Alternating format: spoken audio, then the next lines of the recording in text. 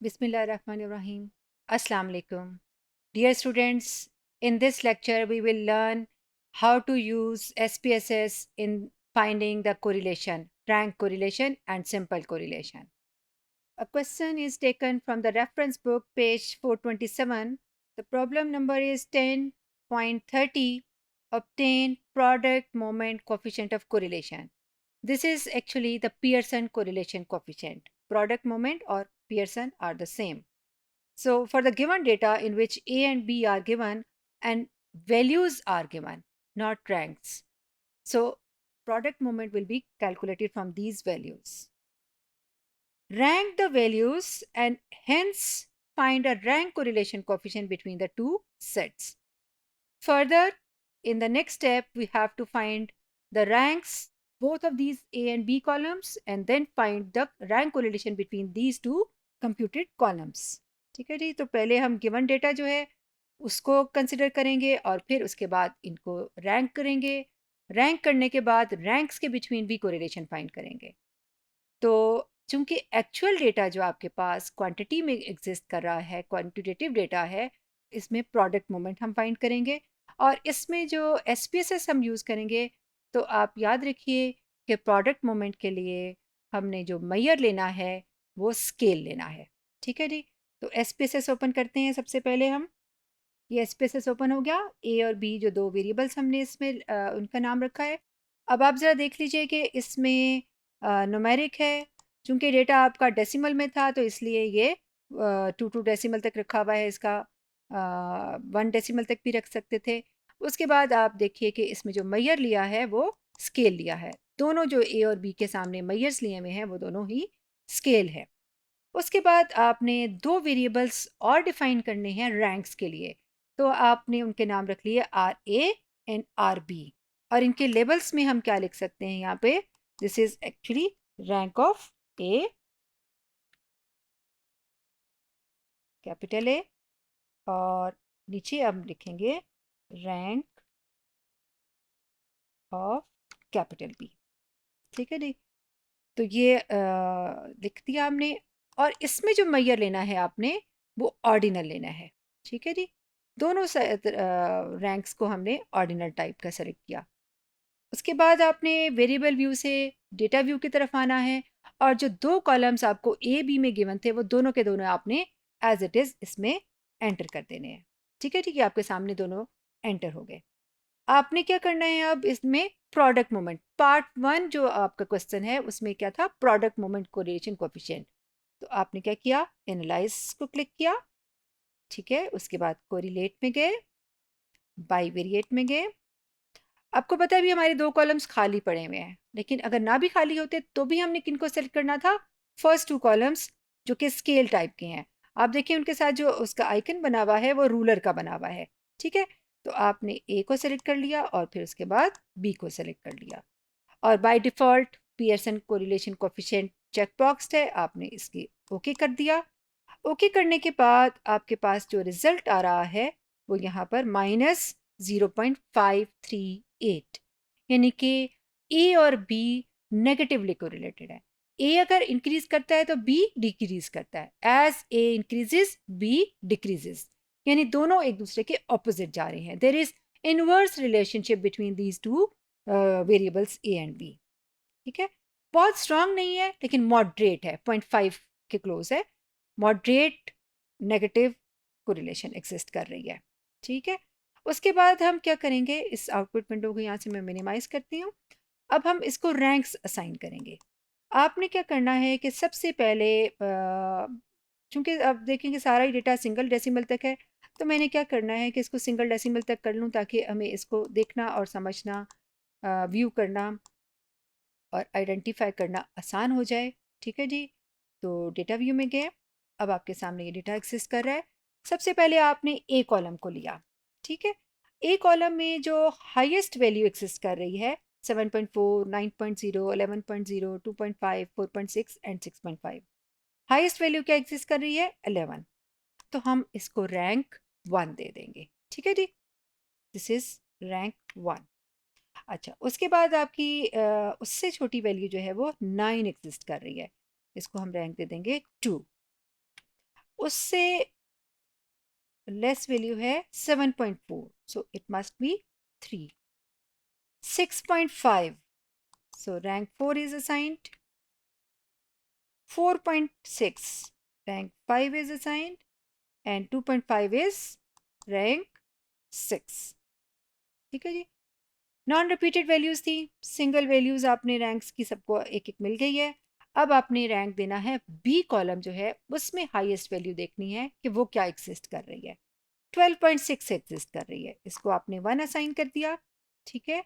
उसके बाद आप देखिए उससे छोटी वैल्यू 8.5 है, इसको आपने रैंक 2 दे दिया.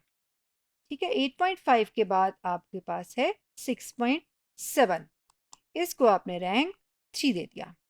ठीक है. उसके बाद है 6.1, इसको आपने रैंक 4 दे दिया. 6.1 से लो वैल्यू है आपकी 3.3, इसको रैंक 5 दे देंगे. और लोएस्ट वैल्यू है 2.4, so 6 will be assigned to this. ठीक है जी. इस तरह से कि हमने ए और बी को रैंक्स असाइन करने के बाद जो कॉलम्स बने हैं वो R A and R B है. अब आपने इन दोनों कॉलम्स के दरमियान जो कोरिलेशन फाइंड करनी है वो रैंक कोरिलेशन करनी है. ठीक है. ऑर्डिनल टाइप के हैं, तो अब आपने क्या करना है, यहाँ से एनालाइज, ठीक है जी, कोरिलेट, बाइवेरिएट. और बाइवेरिएट में अब आप देखिए आपने इसको रीसेट कर देना है यहाँ से. ठीक है. और किसको सेलेक्ट करना है, रैंक के लिए ऑर्डिनल वेरिएबल्स दोनों जो आपके आर ए और आर बी हैं इनको एट द सेम टाइम हम सेलेक्ट करते हैं. शिफ्ट डाउन एरो से दोनों सेलेक्ट हो गए. एरो की से आपने सेलेक्ट करके राइट साइड पर ले आए. अब आपने पियर्सन को अनचेक कर दिया और स्पीयरमैन्स को चेक बॉक्स कर दिया. ठीक है. और यहाँ से आपने ओके को क्लिक किया. वही विंडो आपकी आउटपुट विंडो जिसमें पिछला रिजल्ट भी एग्जिस्ट कर रहा था, उसी में नेक्स्ट रिजल्ट भी आपके पास आ गया. और वो रिजल्ट आपके पास आ गया 0.6. ठीक है. -0.6. ठीक है. इसका मतलब ये हुआ कि एक्चुअल ऑब्जर्वेशंस जब एग्जिस्ट कर रही थी तो जो कोरिलेशन उसमें थी वो -0.538 थी, यानी 0.54, -0.54. जबकि रैंक्स असाइन कर दिए तो अब कोरिलेशन जो है वो -0.6, यानी कि उससे हायर हो गई है. लेकिन है अभी भी नेगेटिव कोरिलेशन. इसका मतलब है कि जो आपको एक्चुअल डेटा एसोसिएशन के बारे में इंटरप्रिटेशन देता है, जो रिजल्ट देता है, सेम रिजल्ट रैंक कोरिलेशन भी देता है. ठीक है. न्यूमेरिक वैल्यू आपकी मैग्नीट्यूड में कुछ कम ज़्यादा हो सकती है, लेकिन दोनों से आपकी इंटरप्रिटेशन सेम ही रहेगी. यानी कि आपके ए और बी वेरिएबल्स नेगेटिवली कोरिलेटेड हैं. ठीक है. और जो कोरिलेशन की वैल्यू है वो रैंक कोरिलेशन की वो -0.6 है. तो ये पावर पॉइंट में ज़रा देख लीजिए कि एसपीएसएस ओपन करने के बाद आपने वेरिएबल व्यू में जाकर चारों वेरिएबल्स डिफाइन किए. डेटा व्यू में जाके आपने चारों डेटाज एंटर कर दिए.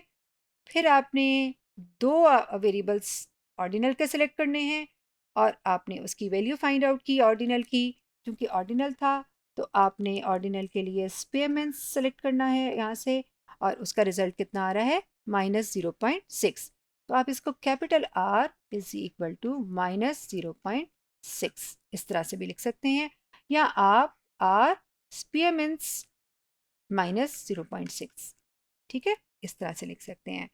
ये पहला स्टेप आपका हो गया. ठीक है. दूसरा स्टेप आपका क्या है कि अब आपने दोनों ऑर्डिनल को वापस कर दिया और जो नेक्स्ट वेरिएबल्स दोनों ए के सेलेक्ट किए और कोरिलेशन आ गई आपके पास स्मॉल आर, यानी कि प्रोडक्ट मोमेंट कोरिलेशन -0.54. ठीक है. तो जब भी आपके पास इंटरवल या रेशो स्केल का वेरिएबल होगा तो आपने पियर्सन कोरिलेशन फाइंड करनी है. अच्छा, एक और इम्पॉर्टेंट बात मैं आपको बताऊं. अभी चूंकि हमारे पास डेटा बहुत छोटा है, हम एक लिमिटेड सी केस स्टडीज़ ले रहे हैं, प्रॉब्लम्स ले रहे हैं, लेकिन एक्चुअली जब रिसर्च करते हैं और रिसर्च सिनेरियो में आपको बिग डेटा से डील करना होता है, क्वेश्चनर आप रिस्पोंडेंट से जाके फिल कराते हो 200, 300, 500, इस तरह से रिस्पोंडेंट्स आपके होते हैं, इतने पार्टिसिपेंट्स होते हैं और इतना डेटा आपको एसपीएसएस में एंटर करना होता है। जब वो डेटा आप एंटर कर लेते हो, उसमें ऑर्डिनल वेरिएबल्स भी होंगे आपके पास नॉमिनल वेरिएबल्स भी होंगे, आपके पास रेशियो स्केल के भी होंगे और इंटरवल स्केल, सब वेरिएबल्स उसमें एग्जिस्ट करते हैं। जितने भी आपके क्वेश्चनर में क्वेश्चंस होंगे उसके अकॉर्डिंगली उसमें वेरिएबल्स एग्जिस्ट करते हैं। मेन बात जो मैं आपको ये बताना चाह रही हूँ कि आपने ये देखना है कि एक्चुअल जो आपके वेरिएबल्स हैं उसका हिस्टोग्राम बना लें या नॉर्मेलिटी चेक कर लें। आपका अगर वो हिस्टोग्राम जो है वो इस तरह से कुछ बन रहा है, ठीक है,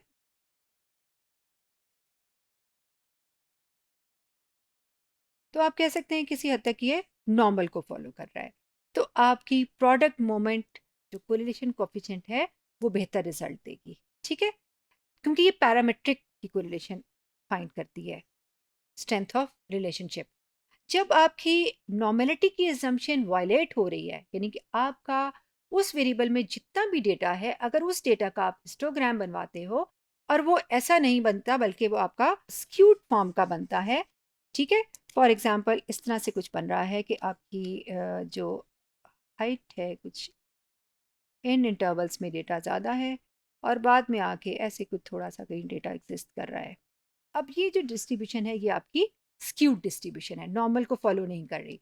तो इस केस में आपने जो है वो स्पीयरमैन्स यानी कि आपने ये डेटा जो है इसके रैंक्स बनवा लेने हैं और रैंक्स बनवाने के बाद यानी इस वेरिएबल का आपने रैंक बनाना है और फिर जिसके साथ भी आपने कोरिलेशन फाइंड करनी है वो Spearman correlation coefficient find out करना है, ठीक है, क्योंकि आप एक और बात भी नोट करें कि जब भी इसकी आउटपुट विंडो ओपन होती है एसपीएसएस में, चलिए मैं आपको दोबारा भी दिखा देती हूँ।